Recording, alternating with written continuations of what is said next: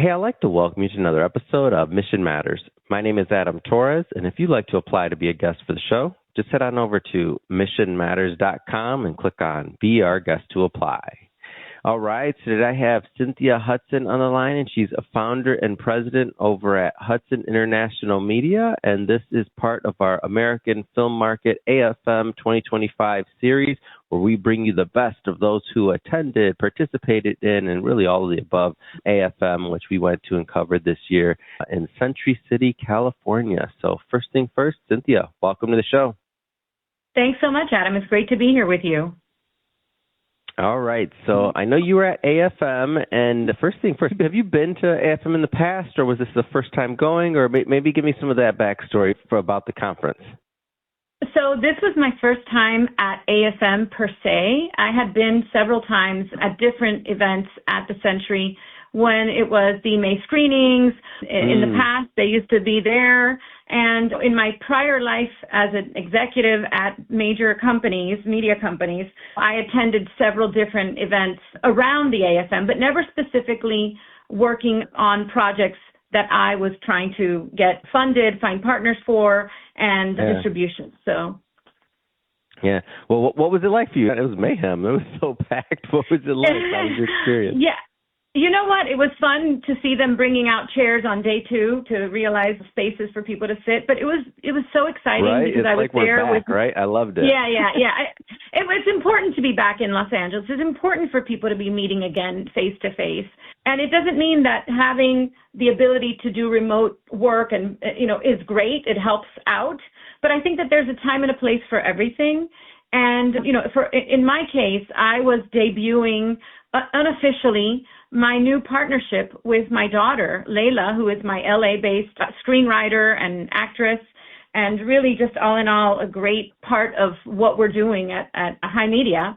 And so, it was a very interesting kind of pivot to start the company working not only with her in LA, but with other partners in Europe, et cetera, developing projects that we really believe are missing in the marketplace.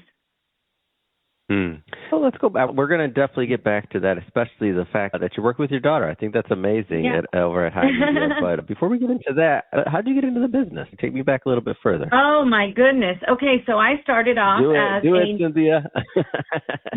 I was a news reporter at WLTV, which is Channel 23, Canal 23, which today is Univision in Miami.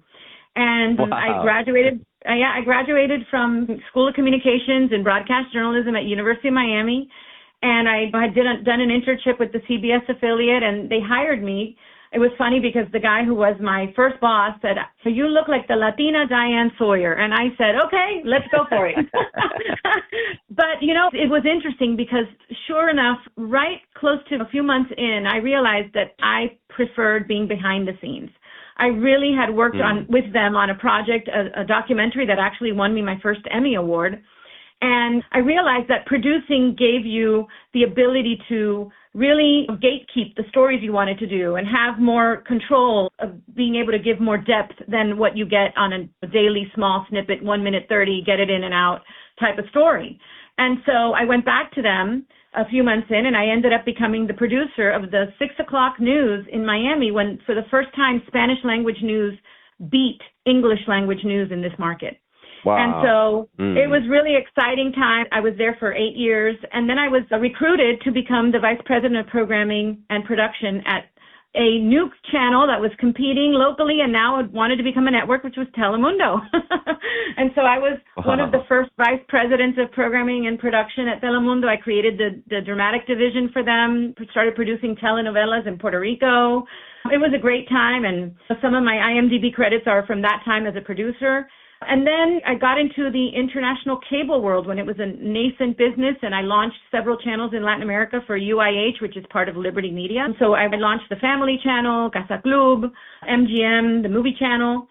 And then I got recruited for something that became one of my favorite jobs, which is I worked for almost 10 years at Hearst Entertainment, and I created Cosmopolitan TV for women in Spain, Latin America, Canada. And it was just a really exciting time. I worked with some incredible mentors, Bruce Paisner, who today is the head of the International Academy of Television Arts and Sciences. He was my boss. I worked with Helen Gurley Brown, the woman who helped launch the sexual revolution for women with her book, Sex and the Single Girl, which was a famous movie with Natalie Wood. And so I had such a great time creating this incredible content for women. And then the reality of life set in. My father got really sick. I had 3 young daughters.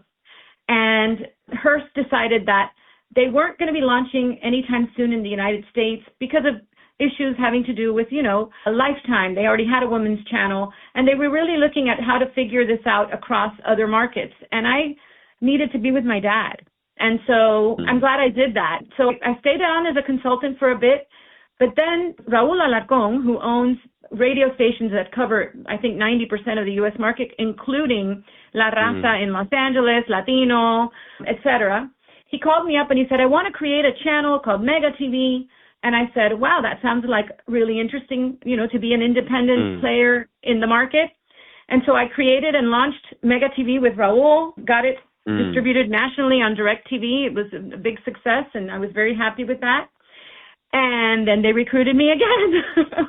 And so this time it was Time Warner. I'm noticing a pattern here, Cynthia. When you want something done, call up Cynthia. I got some projects for you. This is getting good. I'm like, okay. Yeah, that's pretty much been the story of my life. Yeah, that's been the story of my life. And so they called me up and they said, hey, we're looking for somebody to take CNN in Español, which, it was just a headline channel in Latin America and in the U.S. Hispanic market. And I said, wow, what an opportunity. So I rebranded it with the ñ tilde across the 2 letters from the end. We won a bunch of awards for that. I did it on a napkin, which is hilarious. And then, I started bringing in some really important talent, not just doing headlines, but actual in-depth analysis, expanding our coverage, expanding our production in Mexico, in Buenos Aires, in all of our bureaus, and really bringing our news into CNN. In fact, the last project that I worked on, CNN just won the Emmy for something that I championed, which was the investigation on the Tren de Aragua gang. So we started doing documentaries, and I'm very proud of that. I did a lot of really great work at CNN. And last year, right around the election, I told them that I really wanted to work out my retirement because 2 things had happened. One, I realized that 24/7 news was it's a lot of stress, particularly in a polarized environment. And in addition to that, my daughter, as I mentioned, who is just so talented, she's been a child star. So she was a child actress, and she was a little girl. She did all kinds of big roles. She sings, dances. She's one of the GOATs.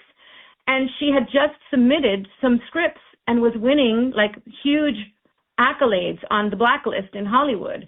And she won and so she said, Mom, I really want to work on my projects. And I said, you know what? I had another friend, a very dear journalist who was at Telemundo and Univision for many years, Gina Montaner, who had written a book about her father, who had been a big analyst at CNN and Español, one of the big political leaders of Latin America. He wrote a famous book that's still now on its 10th edition of printing, which is incredible, called El Perfecto Idiota Latinoamericana, the perfect Latin American idiot. And it's a political book. It's about the politics in Latin America, but it's very successful. And he had asked her to help him go back to Spain, where they had an apartment and where he had lived for many, many years, to ask for assisted suicide. He was very sick with the same Parkinson's and neurological problem that Bruce Willis has. And he told his family that he couldn't see himself not being able to do the things that for him meant living, which meant speaking, writing, being able to participate in film, that, he loved going to the movies. And so she had asked me, we talked about it, and I said, we need to make the story a movie. So I started working with her on that. And as soon as I started telling people, hey, I'm going to be doing some stuff independently, everyone started calling me like, hey, I've got this project. So that's how High Media happened. I said, well, you know what? This is the perfect time. I don't want to stay doing 24/7 news. I'm still young. I'm still open to being able to do and create new things. And my daughter is very young. She's only 25.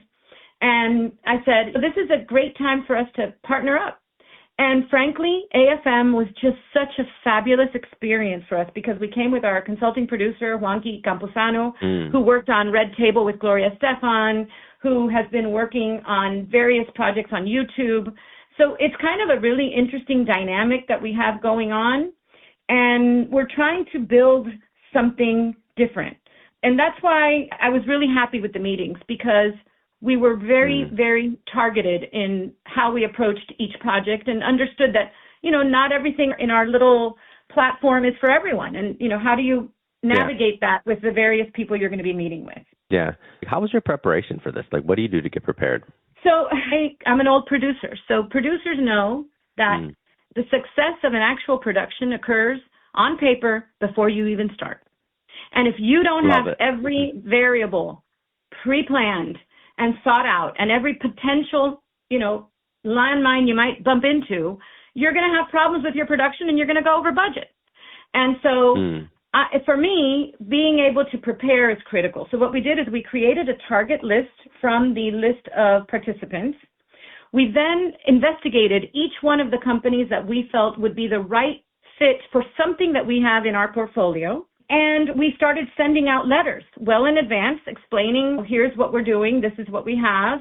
Is there anything that sounds good? We created a lookbook, which is just a one-page, quick summary of the projects we have. We sent those to those people that we felt were the right fit. And lo and behold, when people say, oh, well, why am I going to go? I can't. Well, guess what? They started responding. And so we were able to secure several meetings, very important meetings. Mind you, a lot of people, if you look me up in IMDb, if you go to our website, you'll see I'm somebody that has, I've won 8 Emmy Awards. I'm not, I didn't just show up, out of the blue. My daughter has won several awards. So she has her management team. They've just expanded and added her to Aperture, which is the Wilhelmina commercial brand as well. So, we're not newbies into the industry. And we have a very interesting and compelling story to tell. And, I think that being prepared is what makes the difference for one of these shows. You don't spend the money to bring a project without doing your research, without, trying to reach people in advance, without kind of explaining why it would be important for them to meet with you, because you might have something that could help them. At the end of the day, if you think it's about how does somebody help me, wrong. It's about how you help each other. Wonderful. So, Cynthia, we're in November 2025, we'll blink and it'll be the new year. What's next for you? What's next for you? What's next for High Media Partners? Well, I'm super excited because we have locked in already the financing for Layla's first film. It's a horror film called Mating Season. And so we are expecting to be able to start. That's a big deal. It's so exciting. Yeah, they'll be shooting hopefully in June. We're trying to make it to April, but it looks more like June of next year, and we're working with several partners on that one.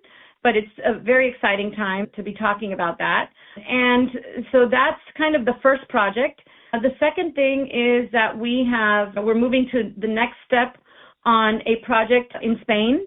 I have a wonderful partner that works with all of the wonderful financing and, incentives that Spain offers producers. A lot of American companies and European companies are producing there because, frankly, they make it very attractive to be able to film in Spain.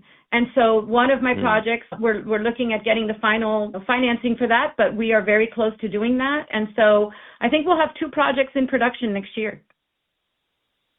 Fantastic. Well, Cynthia, this has been a lot of fun having you on the show today, getting to learn more about your work at High Media Partners and your daughter, of course. Congrats. Got that first film finance, man. I'm so excited to continue to watch the progress of both of you. I'm doing amazing things. That being said, if somebody's listening or watching this, and if they want to follow up and if they want to connect or learn more about your work, how do they do that? So I think the best bet is to go to our website. It's simply a nice little landing page with some information, but we do take our email there.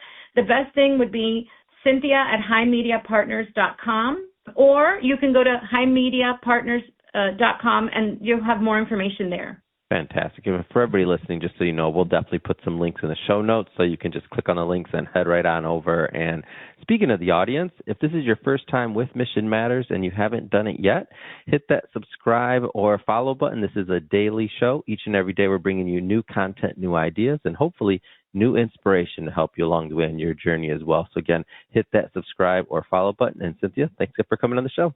Thank you, Adam. Look forward to seeing you again soon.